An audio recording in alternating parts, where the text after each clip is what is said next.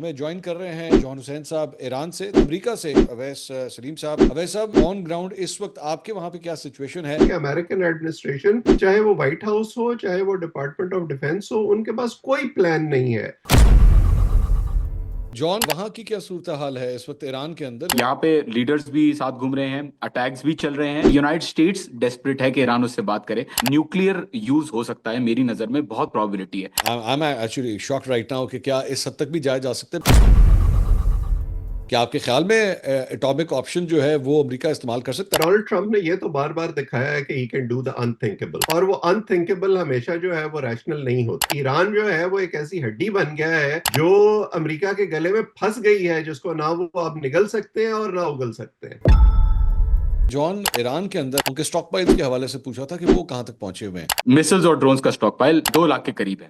दो मुझे जो लाख अंडरग्राउंड शहर पूरे पूरे मौजूद हैं स्टॉक पाइल्स के। अगर आज जंग खत्म हो जाए तो आपकी नजर में कौन कहलाएगा इस जंग का फातेह? इस वक्त ईरान है। विदाउट अ डाउट मंसूर साहब, ईरान।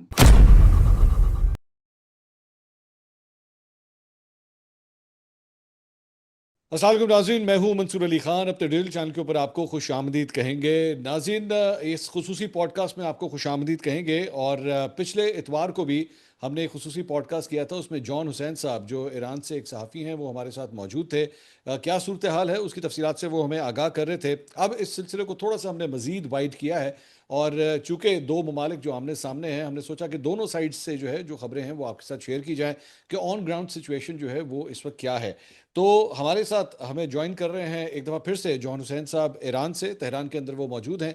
लेकिन साथ ही साथ अमेरिका से इस वक्त ह्यूस्टन से, टेक्सास ह्यूस्टन से जो है वो हमें ज्वाइन कर रहे हैं अवैस साहब, अवैस सलीम साहब, जो कि लामा यूनिवर्सिटी के अंदर एसोसिएट प्रोफेसर भी हैं, जर्नलिस्ट भी हैं, और बड़ा खूबसूरत जो है वो बैनुल अक़वामी मामलात के ऊपर जो है वो लिखते भी हैं। तो दोनों हजरात का बहुत बहुत शुक्रिया, आपने हमारे लिए वक्त निकाला। Thank you so much for joining us.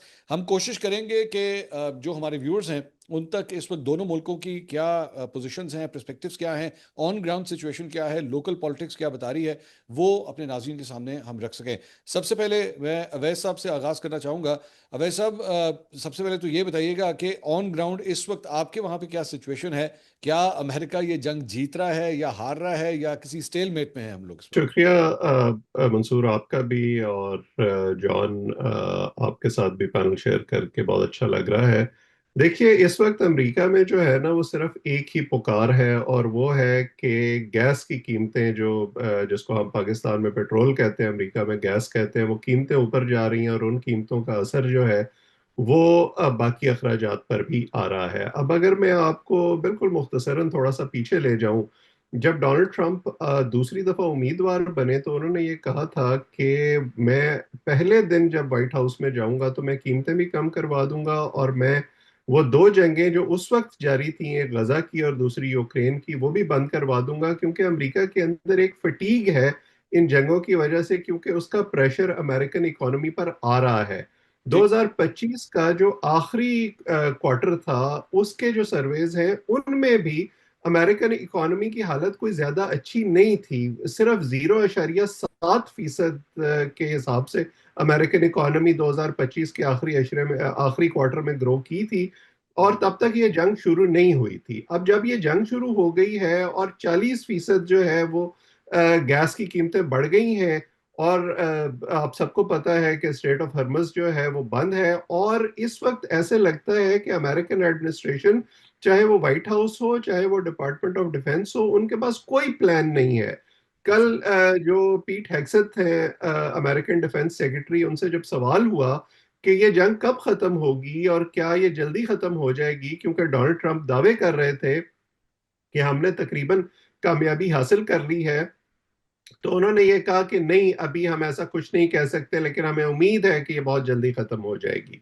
Yeah. Donald Trump अपनी तरफ से जो दावे करते हैं, या उनकी टीम जो है वो जो कामयाबी के दावे करती है, ऐसे लगता है कि वो जो कुछ उन्होंने वेनेजुएला में किया उसके बाद एक ओवर कॉन्फिडेंस की कैफियत में वो इस एडवेंचर में चले गए, और अब उन्हें कोई एंड गेम उनके पास नहीं है। वो डे टू डे आगे चल रहे हैं, और उन्हें समझ नहीं आ रही कि अब हमने आगे करना क्या है। अच्छा, उनको समझ नहीं आ रही।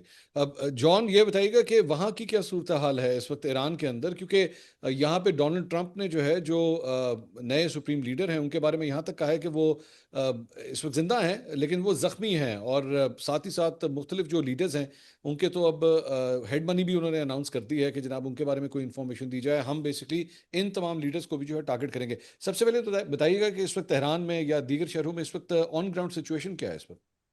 Thank you so much Mansoor साहब फॉर हैविंग मी। तेहरान की अगर सिचुएशन की बात करें और ओवरऑल ईरान की बात करें तो अब जो स्ट्राइक्स ये लोग कर रहे हैं, ये बसीज के जो चेक पॉइंट्स हैं, फॉर एग्जांपल जो रोडों के ऊपर पैरामिलिट्री फोर्सेस ने लगाए हुए हैं, या पुलिस के जो चेक पॉइंट्स हैं, उन पुलिस चेक पॉइंट्स के ऊपर टारगेट कर रहे हैं। बुरजन के अंदर इन्होंने बहुत बड़ी एक बमबारी की है, वहां पे बहुत सारे मासूम लोगों की जानें गई हैं।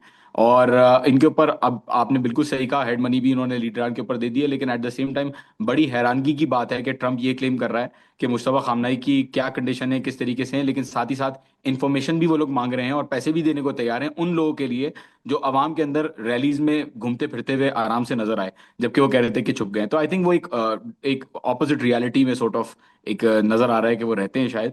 तो यहाँ पे लीडर्स भी साथ घूम रहे हैं, अटैक्स भी चल रहे हैं। ईरान ने इस वक्त अपनी जो वेव्स हैं 47 वेव्स तक पहुंचा दी हैं, एंड आई थिंक यहाँ पे आप देखेंगे खार के अंदर जो इन्होंने किया है उसके रिटेलिएशन में जो कंट्रीज सपोर्ट कर रही थी यूनाइटेड स्टेट्स को इन देयर अटैक्स, तो उसके ऊपर प्लानिंग है कि उनको उन कंट्रीज के अंदर एसेट्स को जो है वो निशाना बनाया जाएगा। अच्छा, tell me more about this, क्योंकि ये जारी बात है अभी थोड़ी देर पहले ही ये खबर आई है कि ख़ास तौर पे मुत्तहदा अरब अमारात के हवाले से भी हमने देखा है कि एक नई वेव जो है वो शुरू हुई है ख़ास तौर पे। उसके बारे में बताइएगा, क्या इसका मतलब है कि ये जंग जो है क्या अब इन मज़ीद मुल्कों को जो है वो इसमें शामिल कर सकती है, क्योंकि ऑब्वियसली अभी तक उन्होंने रिस्ट्रेन दिखाया है, they are not part of the attacking force right now. हाँ, वो प्रोवाइड ज़रूर कर रहे हैं लेकिन अभी उनकी जानिब से कोई अटैक्स वहाँ से स्टार्ट नहीं हुए। मंसूर साहब, आई डोंट थिंक इन मुल्कों की डायरेक्ट कैपेबिलिटी है कि वो एंगेज कर सकें। उनका प्राइमरीली यूएस के ऊपर रिलायंस रहा है इन टर्म्स ऑफ रिस्पांस। और अगर आप देखें, मैंने अपने परसों भी मैंने वीडियो में भी अपने यूट्यूब के चैनल के ऊपर भी वीडियो लगाई थी, सऊदी अरब के अंदर मैंने दिखाया था कि स्ट्रैटो टैंकर्स, रिफ्यूलर्स और स्ट्राइक कैरियर्स खड़े हुए हैं। कल भी मैंने ट्वीट लगाई और जब हमला हो रहा था मैं बता रहा था कॉन्स्टेंटली कि कुवैत की तरफ से, यूएई की तरफ से और सऊदी अरब की तरफ से जो रिफ्यूलर्स हैं और स्ट्रैटो टैंकर्स हैं वो इन एयर हैं, वो सपोर्ट कर रहे हैं डायरेक्टली यूनाइटेड स्टेट्स की अटैक्स को जो सिविलियन फैसिलिटीज और मिलिट्री टारगेट्स के ऊपर हो रही हैं। तो ईरान का मानना यह है कि क्योंकि ये मुल्क यूनाइटेड स्टेट्स को सपोर्ट कर रहे हैं, अभी तक इन्होंने खुदाफिज नहीं किया यूनाइटेड स्टेट्स को अपने मुल्क से जाने से, तो जाहिर सी बात है they are complicit in the attacks against the Iranians. तो इस हवाले से इनकी जितनी भी अभी आ गई है नई जो वेव स्टार्ट हुई है, खार के बारे में भी मैं एक्सप्लेन कर देता हूँ, और जो नई वेव आई है उसके बारे में भी एक्सप्लेन कर देता हूँ। खार के अंदर 90% ऑयल की लोडिंग होती है, रिफाइनरीज नहीं है वहां पे, रिफाइनरीज तो 100 से ज्यादा ईरान के मुख्तलिफ इलाकों में मौजूद हैं। 90% लोडिंग जो होती है वो खार के अंदर होती है, 7 मिलियन बैरल्स पर डे के हिसाब से। ईरान के पास लेकिन सिर्फ खार नहीं है, और खार को ईरान इराक वॉर के दौरान में भी तबाह कर दिया था। तो ईरान के पास दूसरी जो फैसिलिटीज हैं, 3 और फैसिलिटीज हैं जिनके ऊपर लोडिंग ईरान कर सकता है। ऑल दो उनकी कैपेसिटी कम है लेकिन कर सकता है, ईरान भेज सकता है। अब जो ईरान ने पहले से वार्न किया था कि देखें हमारे एनर्जी इंफ्रास्ट्रक्चर के ऊपर आप अटैक नहीं कीजिएगा, तेहरान के अंदर भी जो हुआ आपने देखा, रिटेलिएट किया। अभी भी जो हुआ उन्होंने क्लियरली कह दिया है कि अब यूएई के जो सिविलियंस हैं, मुसलमान बरादर से उन्होंने कहा है कि जो मुसलमान लोग रह रहे हैं वहां पे, वो शिपयार्ड से, डॉक से, पोर्ट से दूर हो जाएं। वो अमेरिकन बैंक से 1-1 किलोमीटर दूर कम से कम चले जाएं, क्योंकि अटैक्स जो होंगे वो उन्हीं इंफ्रास्ट्रक्चर के ऊपर, फाइनेंशियल और एनर्जी इंफ्रास्ट्रक्चर के ऊपर होंगे जिन्होंने रिफ्यूलर्स ने तेल जो यूज किया वो जाहिर है इन्हीं का तेल यूज किया है अमेरिकन को सपोर्ट करने में। और जो बैंक्स वहां पे बने हुए हैं वो भी फाइनेंशियल सेंटर्स हैं अमेरिका के, तो उनको लेजिटिमेट टारगेट समझा जा रहा है और उनके ऊपर अटैक करने वाला है ईरान। अब ऐसा इस सारे मामले के अंदर अभी तक जिस तरह अभी आप खुद फरमा रहे थे कि वहां पे ये बात हो रही है कि अब निकला जाए यहाँ से, जो भी है बस ठीक है, विक्ट्री डिक्लेयर करें और निकलने वाली बात करें। तो ओवरऑल डू यू थिंक कि अमेरिका की जो, या डोनाल्ड ट्रंप की आशुत से जो कैलकुलेशन थी from the start, that was flawed, और maybe he was expecting कि मुझे और मुल्कों की सपोर्ट भी मिलेगी, वो भी उसको वैसे नहीं मिली सिवाय इसराइल और अमेरिका। सिर्फ ये एक टू पार्टी मतलब वॉर ही चल रही है, दोनों इत्तेहादी, इसके अलावा कोई तीसरा फरीक तो नजर नहीं आता। ब्रिटिश ने, उन्होंने अपनी बेसिस जो है वो इस्तेमाल करने की इजाज़त ज़रूर दी है लेकिन कॉम्बैट के अंदर वो खुद नहीं उतरे। आपके ख्याल में ये भी एक इफेक्ट आ रहा है कि एक तो देवर एक्सपेक्टिंग कि शायद पहले 2-3 दिन के अंदर ही रिजीम चेंज होगा एंड हमारा काम जो है वहीं कंप्लीट होगा, this was a flawed plan from the starting. देखिए, थोड़ा सा इससे मैं डाइग्रेस करूंगा। जनरल स्टैनले मैक्रिस्टल जो अमरीकी अफवाज अफगानिस्तान में गई उसके पहले कमांडर थे। ठीक है। उन्होंने एक किताब लिखी बाद में, और उस किताब में उन्होंने ये लिखा कि जब हम अफगानिस्तान में पहुंचे तो हमें बिल्कुल पता नहीं था कि हम यहाँ करने क्या आए हैं और हमारे अहदाफ क्या हैं जिनको हमने अचीव करना है। और आहिस्ता आहिस्ता जो है वो फिर हम वहाँ एक्लेमेटाइज हुए और आगे चले। हम्म। ऐसे लगता है कि अब इस वक्त भी प्ले बुक बिल्कुल उसी तरह की है कि एक तरफ हमला कर दो और उसके बाद ये सोचो कि आपने आगे क्या करना है। हम्म। अब मसला ये है कि डोनाल्ड ट्रंप अपने आप को एक ऐसी मैवरिक किस्म की शख्सियत समझते हैं जो कुछ भी कर सकते हैं and he can get away with it. Hmm. उनकी जो टीम के मेंबरान हैं वो उनके बारे में ये कहते हैं कि वो अपने जो ओपोनेंट्स हैं उनको एक कॉर्नर में पुश करते हैं पहले, और फिर वहां से निगोशिएट करने की कोशिश करते हैं। और आपने ये टैरिफ के मामलात पर भी ये देखा। हम्म। अब मसला ये है कि ईरान जो है वो वेनेजुएला नहीं है, ईरान जो है वो ग्रीनलैंड नहीं है। दो मेरा ख्याल में ऐसी चीजें थी जहां मिस कैलकुलेशन की व्हाइट हाउस ने। एक तो ये कि उनका ये ख्याल था कि जिस तरह हमने जल्दी जल्दी एक मिशन अकम्प्लिश कर लिया है वेनेजुएला में, वो हम यहां भी कर लेंगे, वो मुमकिन नहीं हुआ। दूसरा, जो पिछले कुछ अरसे में हमने देखा कि ईरान के अंदर ईरानी हुकूमत के खिलाफ मुजाहरे हो रहे थे, उन्हें यह लगा कि बहुत अनपॉपुलर है वहां हुकूमत और हम इसका फायदा उठा सकते हैं। हालांकि उसका मतलब कतई ये नहीं होना था। इस जंग से पहले जो अमरीकी मीडिया के अंदर भी कियास आराइयां हो रही थी उनमें यह कहा जा रहा था कि इसका फॉल आउट ये हो सकता है कि ईरान के लोग आपके खिलाफ मुत्तहिद हो जाए और वो अपनी इंटरनल कॉन्फ्लिक्ट को बिल्कुल भूल जाए, और हम देख रहे हैं कि वैसा ही हुआ है।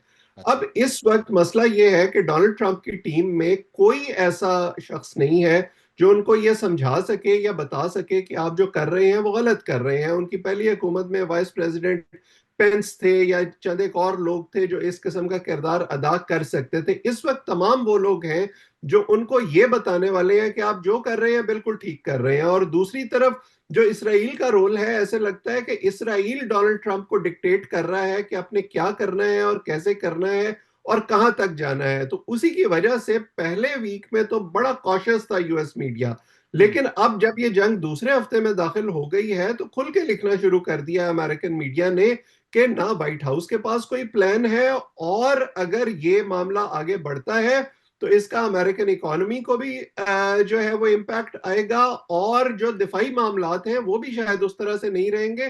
जो ट्रेडिशनल एलाइज हैं वो तो पहले ही लूज करने शुरू कर दिए हैं अमेरिका ने। अब जॉन, इस सारी चीज़ के अंदर मैं बल्कि वैसा आप इस सवाल का आप भी जवाब दीजिएगा। एक जंग जो है वो तो जाहिर बात है ऑन ग्राउंड चल रही है, लेकिन एक जंग जो है वो इस वक्त इकोनॉमी बोर्ड के ऊपर चल रही है, और वो है तेल की कीमतों को लेके।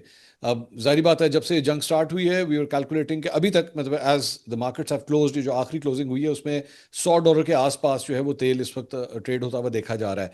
अब जॉन, आपके ख्याल में इसका कोई प्रेशर ईरान के ऊपर भी आएगा कि उसके जो मतलब आसपास इत्तेहादी हैं या पड़ोसी हैं वो भी ईरान के ऊपर जो है वो जोर डालेंगे कि जनाब आप नए हुर्मुज़ जो है उसे खोला जाए, तेल की सप्लाई को जो है दोबारा एक्टिवेट करें, क्योंकि इंटरनेशनल मार्केट में जिस तरह ऑयल प्राइसेस ऊपर जाएंगी ऑब्वियसली इसका प्रेशर ईरान के ऊपर भी आएगा। जी, आई थिंक बहुत अच्छा सवाल है, लेकिन ईरान ने पहले से कह दिया था कि अगर ये चीज़ होती है, अटैक होता है, तो it will be a regional war. And assumption ये थी कि स्ट्रेट ऑफ हॉर्मुज बंद करने की कैपेसिटी नहीं है ईरान के पास, बल्कि ना सिर्फ ईरान ने बंद किया हुआ है स्ट्रेट ऑफ हॉर्मुज, बल्कि कंट्रोल किया हुआ है।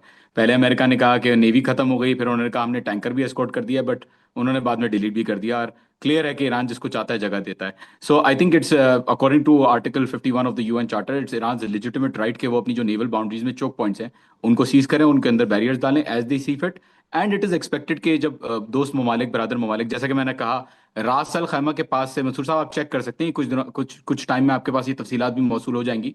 ये जो अटैक हुआ है खार के अंदर, ये रास अल खैमा के अंदर से जो है वो फैसिलिटीज यूज हुई हैं, और हिमार मिसाइल्स यूज हुई हैं सऊदी अरब और दूसरे रीजन्स के अंदर से भी, और स्ट्रैटो टैंकर्स और रिफ्यूलर्स भी यूज हुए हैं। तो आई थिंक उनकी भी जो अरब ममालिक की ऑयल कैपेसिटीज हैं, ईरान कह रहा है कि भाई अगर हमें तुम रोकोगे, हमारे ऊपर इम्पोज करोगे, तो हम भी जो है वो, अगर रोकोगे नहीं अमेरिका को, तो हम भी जो है वो फिर अपने तौर पे जो कर सकेंगे वो करेंगे।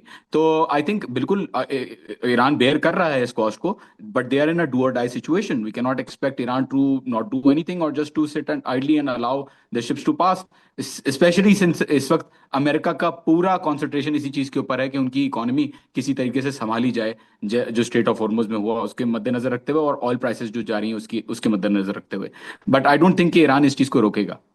और वैसा देखिए मंसूर, मैं मैं इसमें सिर्फ इसको ऐड जी, जी मैं जी सिर्फ इसी सवाल में सिर्फ एक चीज ऐड कर दूं वैसे साहब, कि उधर रशियंस को भी जो है उन्होंने उनके ऊपर सैंक्शंस को सॉफ्ट कर दिया कि जनाब जो ऑयल आपका सी के अंदर मौजूद है, टैंकर्स में मौजूद है, वो बेशक आप उसको ट्रेड कर दें। एंड अगर आप उस सवाल का जवाब भी साथ ही इसके अटैच कर दें।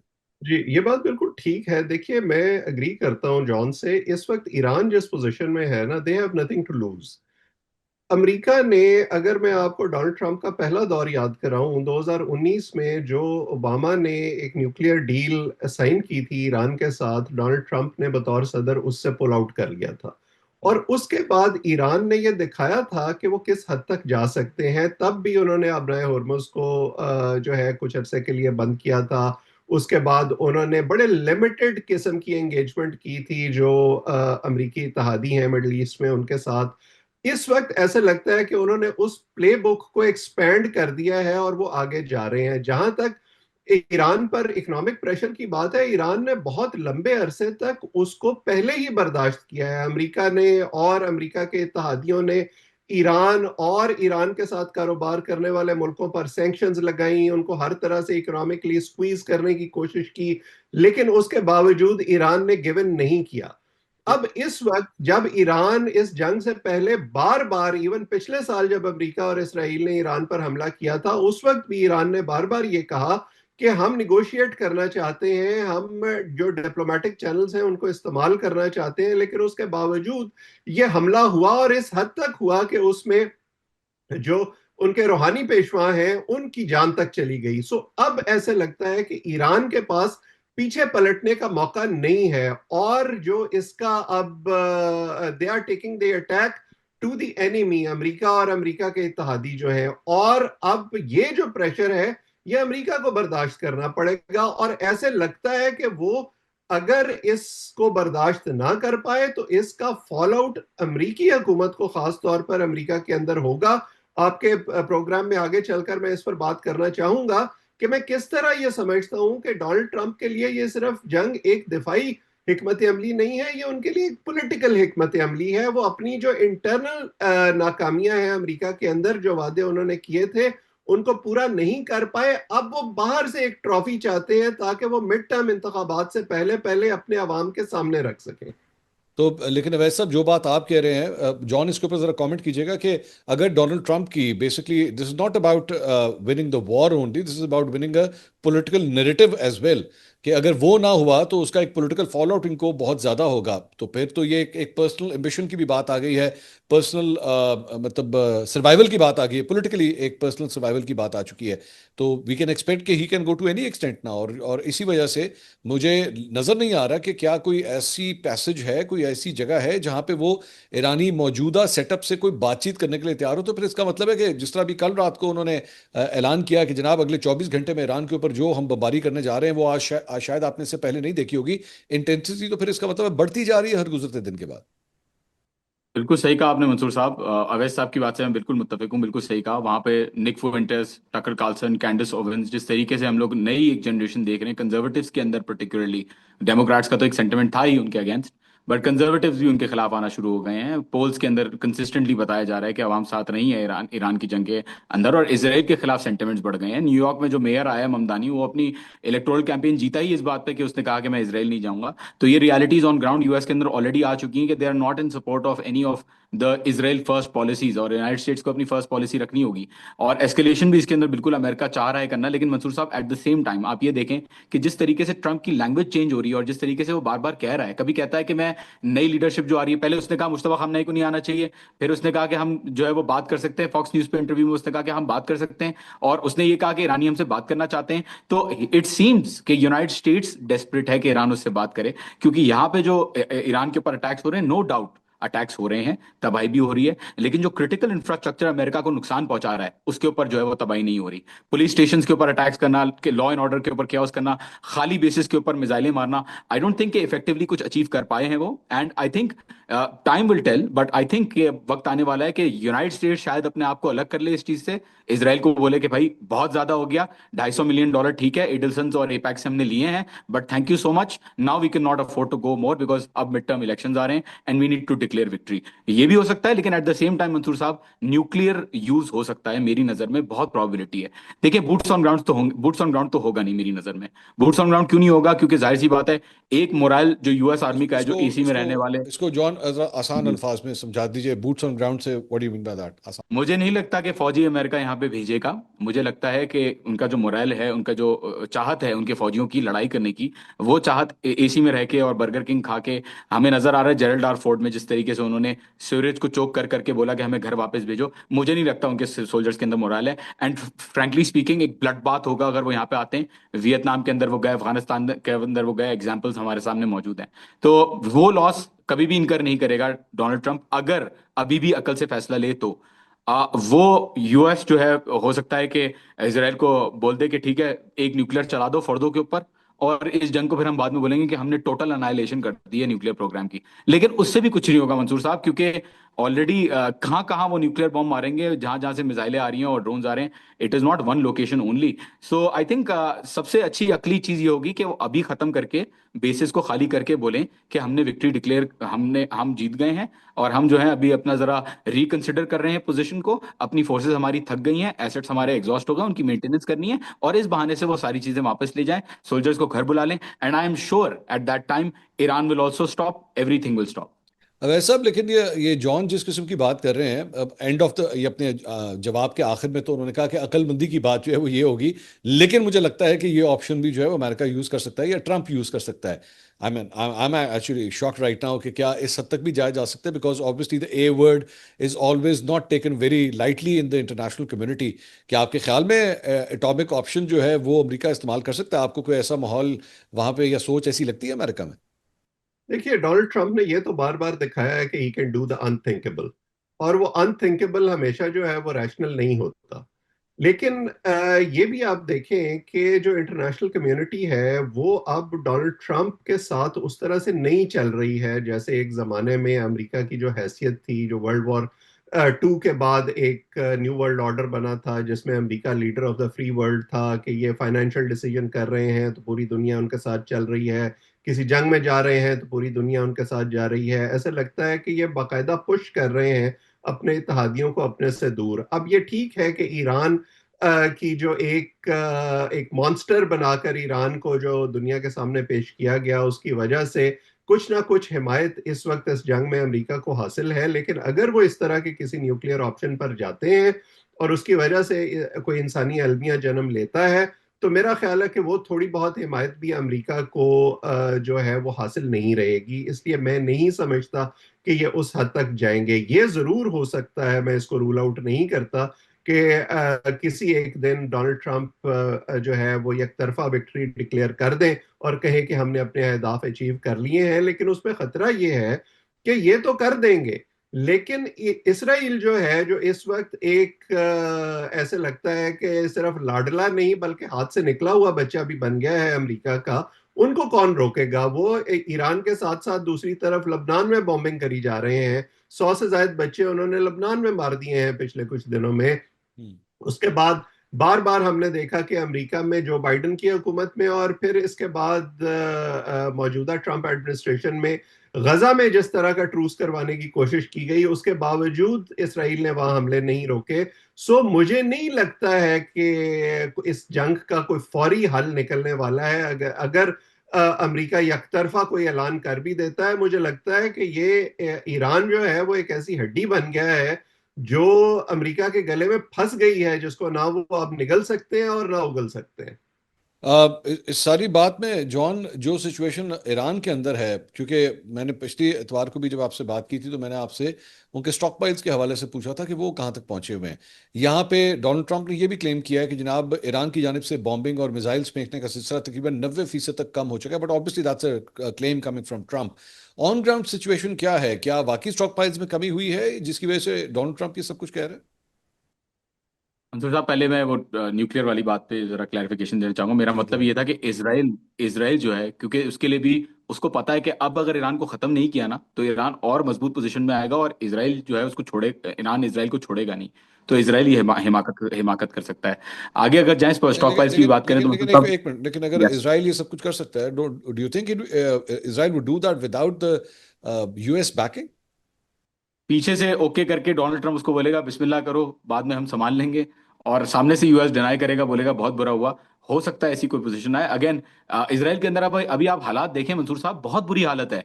100 रॉकेट हिजबुल्लाह ने चलाए 37th वेव के अंदर। आपके सामने वीडियोस मौजूद होंगी, मैंने अपने यूट्यूब पे भी लगाई हुई हैं। 100 के 100 रॉकेट जो है वो गिर गए हैं, और तेल अवीव के अंदर बगैर रोके पेनिट्रेशन, जाहिर है वो कोशिश करते हैं, लेकिन इंटरसेप्टर्स को सिग्नल इतनी देर में मिलता है रेडार्स के तबाह होने की वजह से कि वो पेनिट्रेट नहीं कर पाते मिसाइल्स को।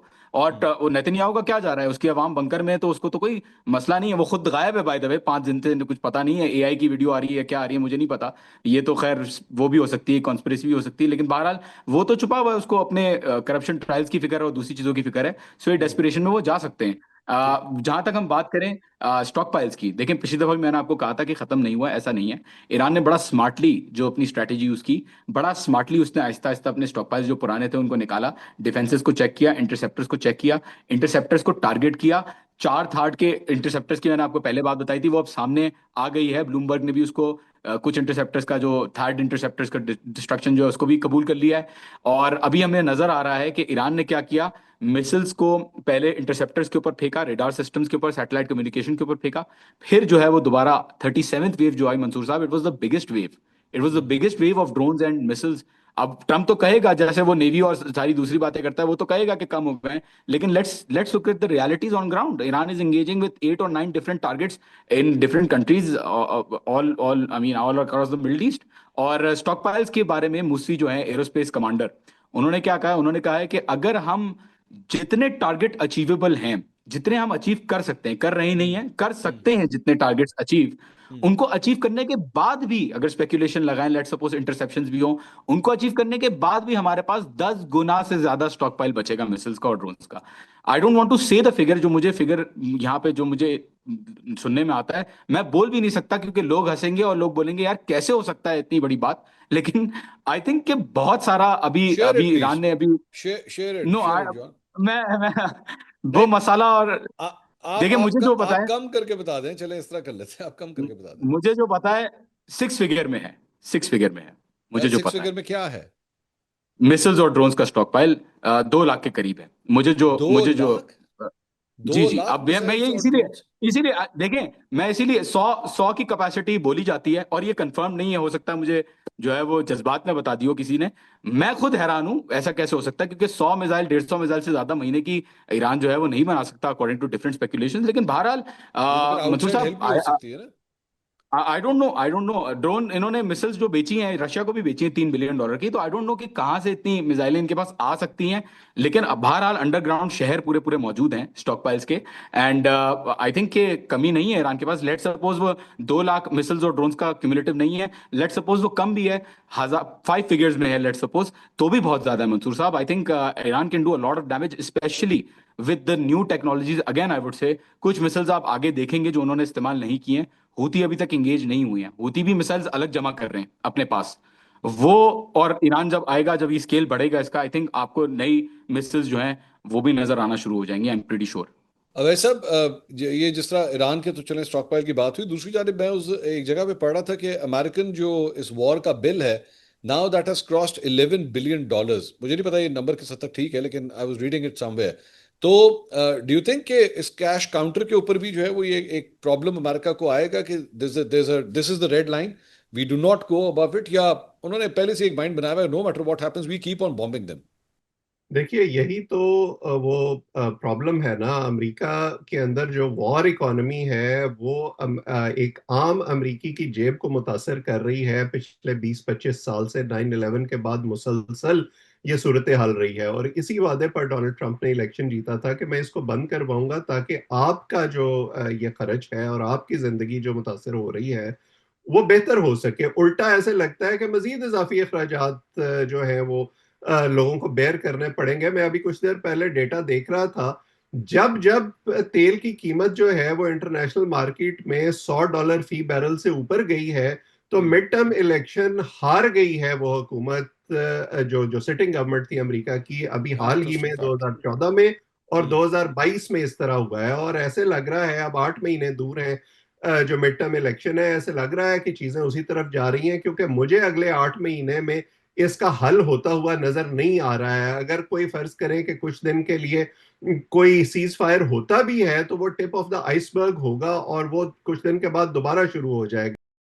यूक्रेन की जंग जो है, मैं आपको याद कर रहा हूं, जब शुरू हुई थी तो ये कहा जा रहा था कि बैलेंस जो है पावर का वो बहुत जो है फर्क है उसमें। एक तरफ यूक्रेन के साथ अमेरिका खड़ा है और दूसरी तरफ रूस खड़ा है, और अब 4 साल हो गए हैं और वो जंग खत्म नहीं हो सकी।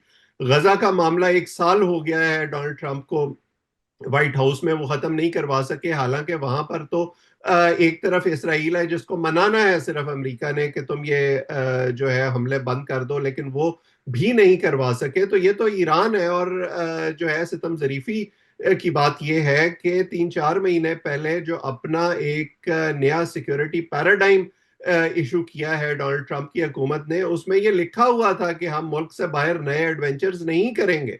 उसके बावजूद जो है ऐसे लग रहा है कि कोई वहां समझाने वाला नहीं है। रोज सुबह की बुनियाद पर फैसले होते हैं, और उस दिन अब आज डोनाल्ड ट्रंप ने यह कहा है कि अगर हमें स्टेट ऑफ हॉर्मस को खुलवाने के लिए बॉम्बिंग भी करनी पड़ी तो हम कर देंगे, will bomb the hell out of them, ये उन्होंने कहा है। और इस किस्म की स्ट्रेटजी से अगर आप ग्लोबल मसाइल को हल करना चाहते हैं तो फिर बस दुआ ही की जा सकती है कि ये मामलात बेहतर हो, वरना आसार कुछ अच्छे नहीं है। अब वैसा लास्ट क्वेश्चन, अगर वो जिस तरह क्रिकेट के अंदर डकवर्थ एंड लुईस मेथड के जरिए जो है ओवर्स कम करके मैच खत्म हो जाता है, आज जिस वक्त ये इस वक्त हम ये पॉडकास्ट रिकॉर्ड कर रहे हैं, अगर आज जंग खत्म हो जाए तो आपकी नजर में कौन कहलाएगा इस जंग का फातेह? देखिए, इस जंग का फातेह इस वक्त तो ईरान है, क्योंकि ईरान ने होल्डिंग पावर दिखाई है, और ऐसे लगता है कि वो इस तरह की इवेंचुअलिटी के लिए बहुत अरसे से इंतजार कर रहे थे और तैयारी कर रहे थे। और जब वो वक्त आया तो वो उसके लिए तैयार थे। और जैसे मैंने पहले कहा कि उन्होंने वो वक्त गुजारा है जिसमें उन्होंने वो मुश्किलात पहले ही बर्दाश्त कर ली हैं लंबे अरसे के लिए, जिसका अमेरिका या बाकी दुनिया को अब सामना करना पड़ रहा है। ठीक। डोनाल्ड ट्रंप या उनकी टीम जो मर्जी दावे करते रहे, लेकिन जाहिर है कि हकीकत वही होगी जो इस वक्त थोड़ी थोड़ी अमेरिकी मीडिया में डिस्कस होनी शुरू हो गई है। ठीक और है। उसके बाद जो सिचुएशन होगी, हमें यह देखना होगा कि इसको एक्चुअली खत्म करने के लिए किस किस्म की गारंटीज जो है वो दी जाती हैं। और सिर्फ अमेरिका या इसराइल के गारंटी देने से बात नहीं बनेगी, इंटरनेशनल गारंटर्स को बीच में आना होगा। John, same question to you, अगर आज जंग खत्म हो जाए तो आपकी नजर में कौन फातेह होगा? विदाउट अ डाउट मंसूर साहब, ईरान। क्योंकि ईरान ने ना सिर्फ होल्डिंग पावर दिखाई है, बल्कि ईरान ने एक बड़ी ताकत को जिस तरीके से इस रीजन के अंदर रुलाया है, और एयरक्राफ्ट कैरियर्स और सारी चीज़ें होने के बावजूद एक ऑयल की बूंद जो है वो एक सुपर पावर को नहीं ले जाने दी। मेरे ख्याल में इनका रीजनल इन्फ्लुएंस और रीजनल पावर ऑलरेडी बढ़ चुका है। बातें ये भी हो रही हैं कि फ्रांस और इटली इनसे परमिशन मांग रहे हैं कि इनको क्रॉसिंग की इजाजत मिल जाए। सो आई थिंक कि Iran is clearly the winner. अगर जंग आज खत्म होती है, इसकी लाइक्लीहुड नहीं नजर आती जब तक ये साया बेसिस का जो है वो नहीं जाता। But yes, definitely Iran. John Hussain साहब एंड अवैस सलीम साहब, thank you so much for your time. बहुत शुक्रिया। नाज़रीन, थैंक यू। आपने दोनों मेहमानों की गुफ्तगू सुनी। ऑन ग्राउंड सिचुएशन दोनों मुल्कों के अंदर क्या है, ईरान और अमेरिका से दोनों साहिबान हमारे साथ मौजूद थे। हम कोशिश करेंगे इंशाल्लाह हफ्ते में एक ऐसी सिटिंग जो है वो ज़रूर करें जहां से दोनों मुल्कों के जो पर्सपेक्टिव्स हैं, वहाँ पे क्या खबरें गर्म हैं, क्या डिस्कशंस हो रही हैं, वो आप तक पहुँचा सके। I hope you like the podcast. अगली वीडियो में आपसे दोबारा मुलाकात होगी। अल्लाह हाफिज़।